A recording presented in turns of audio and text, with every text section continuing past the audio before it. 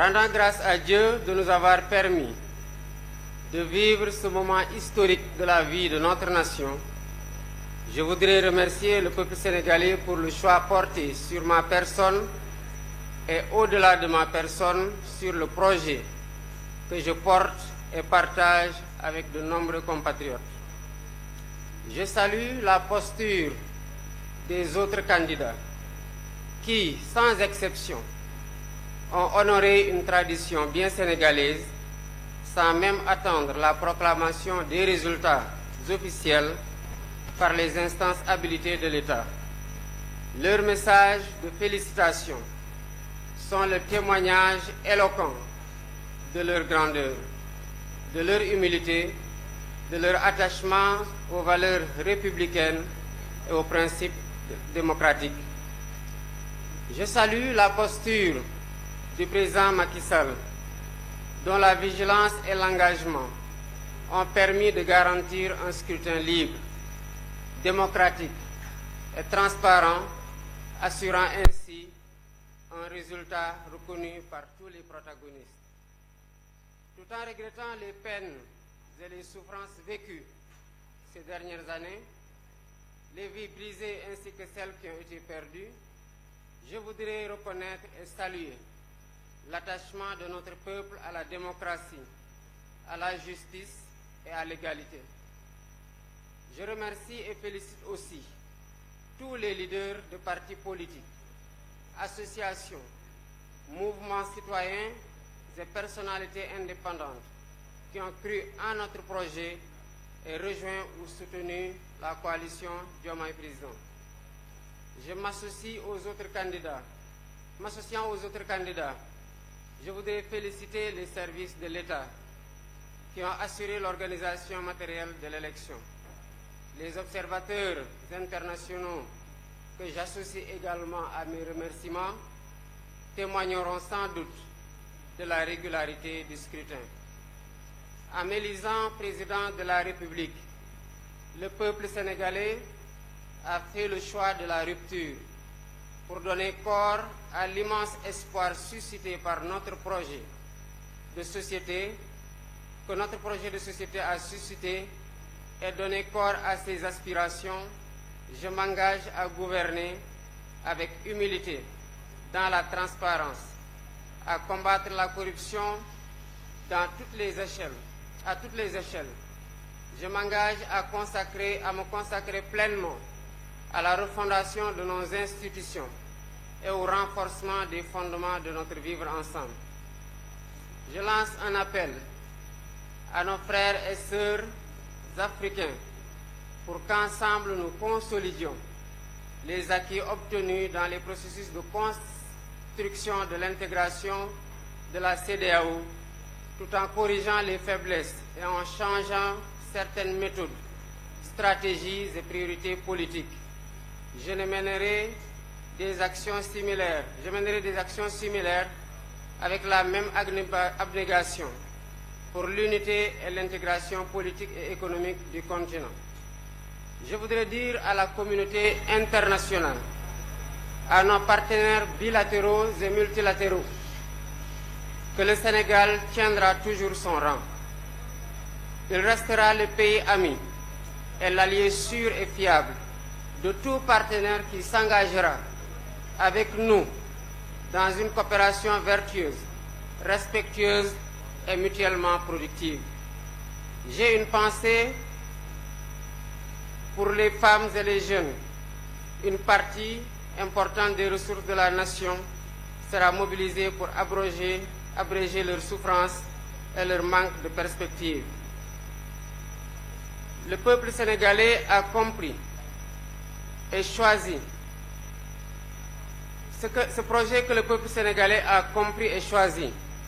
permettra de libérer l'énergie créatrice qui sommeille en chacun d'entre nous et de mobiliser et valoriser les importantes ressources humaines, spirituelles et naturelles dont regorge notre pays pour en faire le moteur de notre sursaut. Au vu des urgences qui étreignent et de l'espérance placée en nous, nous travaillerons de manière acharnée et méthodique autour des chantiers prioritaires dont les plus importants à nos yeux sont la réconciliation nationale et la reconstruction des bases de notre vivre ensemble, la refondation des institutions, l'allègement sensible du coût de la vie, les concertations nationales inclusives, sectorielles sur l'évaluation et la relance des politiques publiques. Mes chers compatriotes, cette élection est intervenue dans un contexte marqué par une crise préélectorale qui aura coûté des vies, qui aura fait de nombreux blessés, qui aura vu de nombreux patriotes emprisonnés. Nous entendons tourner cette page pour réconcilier les cœurs, réconcilier les Sénégalais et nous mettre inlassablement au travail qui devra marquer et réaliser l'espoir qui a été suscité par mon élection et le projet dont je suis le porteur. mbokki Sénégal ci élection présidentielle 2024 bii élection la boo xam ne ndamal peuple sénégalais la wone ndax askan Sénégal mi dafa xeex pour que élection am dem ci jàmm wote ji tànn ab président ci jàmm ñu sant yàlla nag ci bum ñu mayee ñu doon ñoo xamante ne ñoom lañ tànn doon ñoo xamante ne fekkee nañu li xew fekkee nañu tamit fu ñu utee pexe te jàpp nañu ne taxaw nañu ci tànneef boo xamante ne dina ubbi yeneen yoonu yaakaar pour askanu Sénégal yépp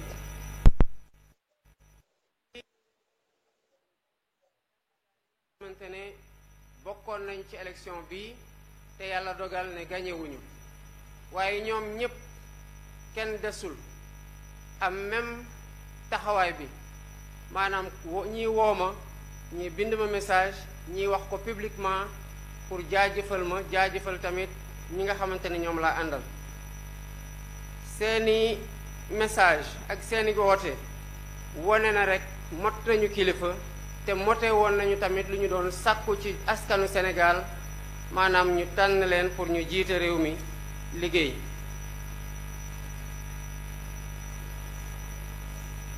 loolu di wone que Sénégal benn xeetu askan la boo xamante ne askan gu màgg la askan gu xam lu mu bëgg la askanu bañkat la waaye tamit askan la woo xam ne jàmm rek a ko soxal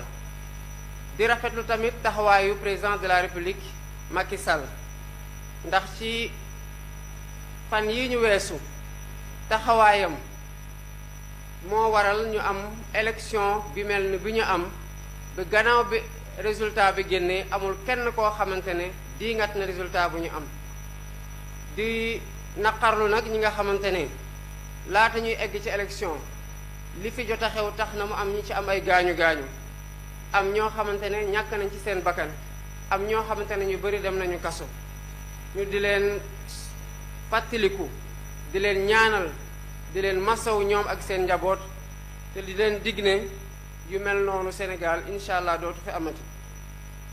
di wax ne rek askanu Sénégal ak lu ñu mënti wax mën nañ ko seedal ne ñu fonk seen bopp la ñu xam fu ñu bëgg a jëm la ñu bëgg ay njiit yu baax lañu te ñu bañ nooteel la ak injustice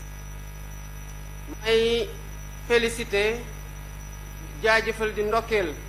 ñi nga xamante ne ay leaderu parti politique lañu wala ay leaderu association wala ay leaderu mouvement citoyen wala sax ñu doon ay kilifa yoo xamante ne féetewuñu fenn waaye jàppale nañu wala ñu woote pour ñu jàppale ñu woteel candidat Bassirou Diomaye Faye ba ñu am ndam lu ñu am di bokk tamit ak yeneen candidat yi nga xamante ne nangu nañu résultat bi di ndokkeel kuréelu nguuru Sénégal yépp nga xamante ne ñoo am taxawaay gi war pour ñu am élection bu tax buñ ca génnee résultat buñ ci am kenn diingatul ne résultat bu ñu nangu la ndax élection bi jaar na yoon ñu di leen di jaajëfal bu baax a baax a baax ñu gëm na nag ñi nga xamante ne jóge woon nañ bitim réew wala ñu nekk sax ay doomu réew mi doon saytu élection bi pour xool ba xam ndax jaar na yoon dinañ taxawee même seede gi nga xamante ne moom laa doon def nii. bu ma Sénégalais yi falee nag ma doon seen président tànn nañu doxalin goo xamante ne wuute nag li fi nekkoon ndax xëy na bu ñu bëggoon lu fi nekkoon dañuy falaat lekk ñi nga xamante ne ñoo bëggoon a wéyal li fi nekkoon muy donc tànneefu rupture pour yaakaar gi nga xamante ne suñu candidature jur na ko suñu élection suñu projet de société bi nga xamante ne leader yi ñu àndal yépp jàpp nañ ci jur nañu ko ñu mën ko fësal te fas yéene ko doxal nag ak dal ak yoonal ak jub ak jubal ak jubanti waaye tamit ak jox cër gu mat askanu Sénégal yépp ndax gannaaw ñoom lii mënul woon am tànneef gi seeni tànneef la jëmakaay bi ñoom ñoo koy wone te bu soobee yàlla dinañ ci ànd ak doomu Sénégalais yépp loolu nag mënta am tànk taxawuñu ci xeex guerre ba pare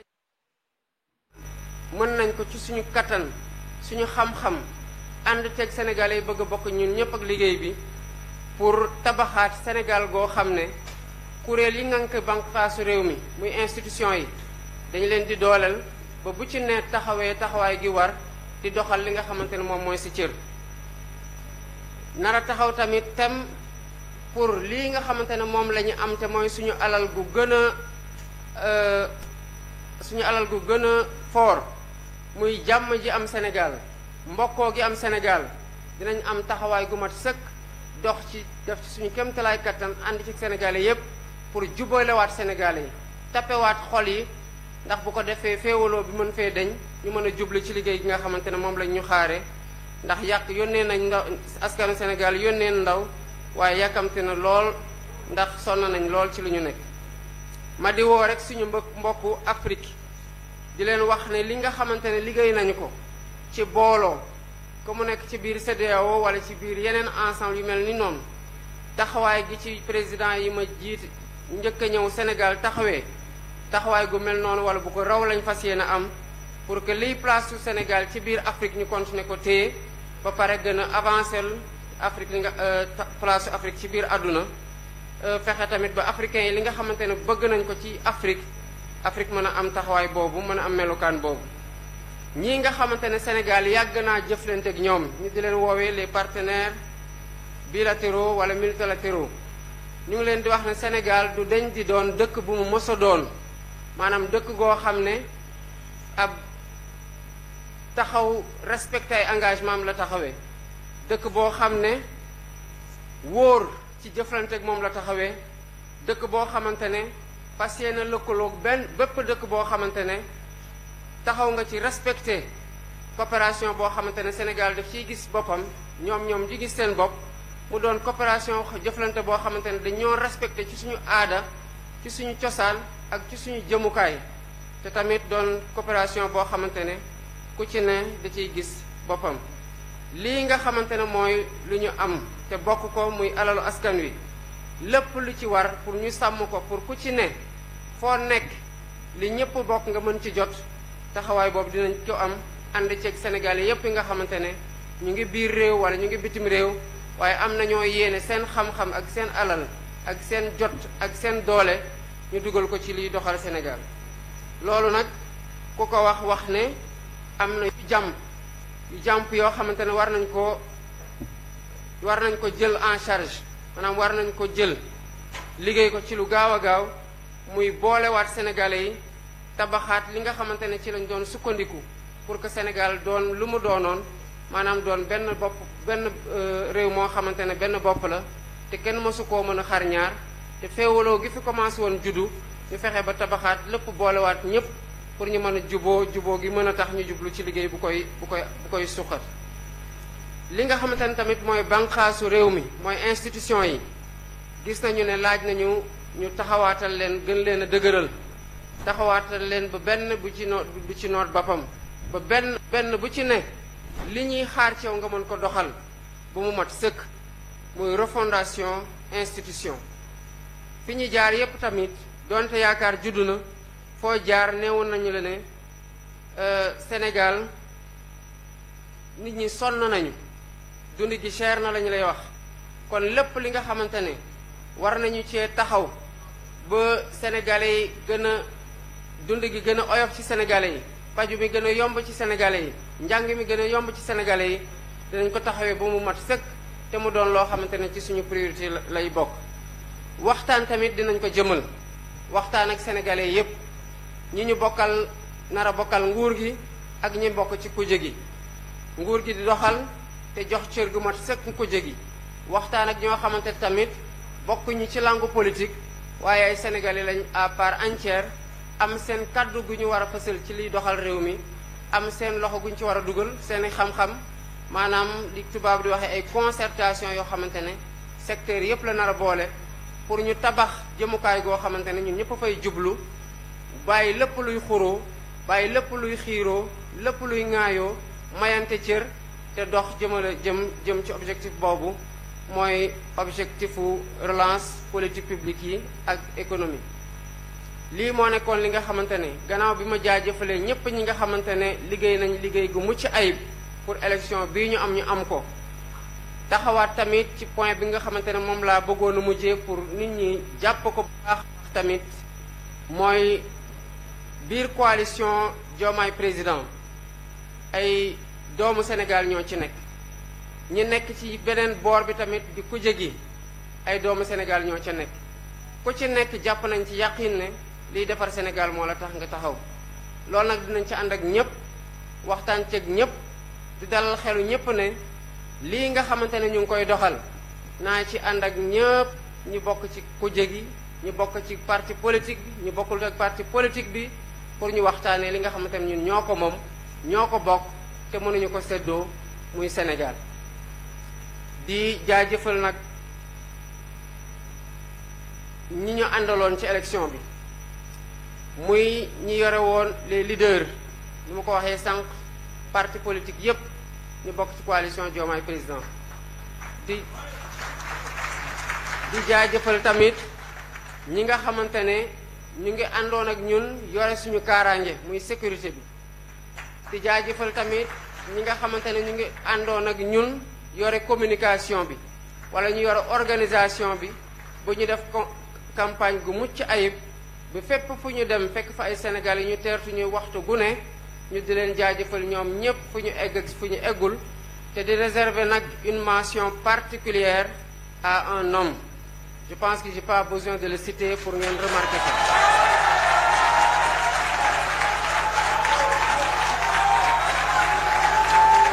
muy le président Ousmane Sonko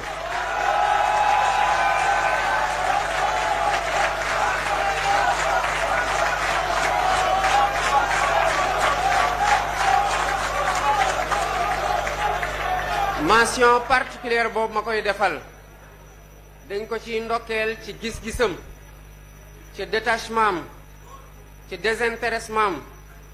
ci xalam bu ñor ak ci xalaatam yu rafet yoo xam ne moo tax ñu taxaw coalition Diomaye président moo tax projet bi am candidat ba sénégalais yi amoon yéene jëmmal projet boobu ba xool promesse yi ci nekk yaakaar gu ma jur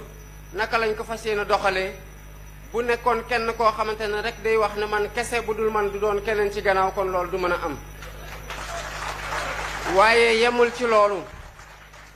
ci loolu parce que dafa takk ndigam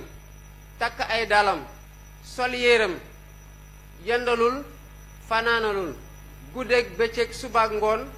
soit ñu ànd soit mu jël axe ma jël beneen axe muy battre campagne matin au soir 6 heures du matin ñu koy gis muy battre campagne 2 heures du matin ci bëccëgu ndar kam ci subateel donc jaar na fu ne def na lu ne te lu ci nit ñi gis rek ci lu fës nañ xam ne lu ñu gis mu def ko ci lu fësul moo ëppi solo ci lu waral résultat bii tey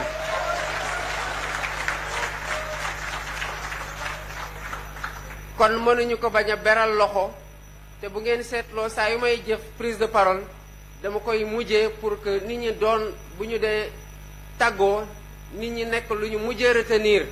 parce que bëgg naa bu nit ñi retenir dara ko loolu bokk loo xamante ne ci discours bi nu mu gudd wala nu mu gàtt loolu du bokk ci lu ñu fàtte kon ñu ngi koy ñaanal yàlla may ko gudd fan may ko wér-gu-yaram ba yéene gi nga xamante ne ak ñu ci àndal yépp ci liggéey bi am na ko ci ñu mën ko doxal ci Sénégal mu Sénégal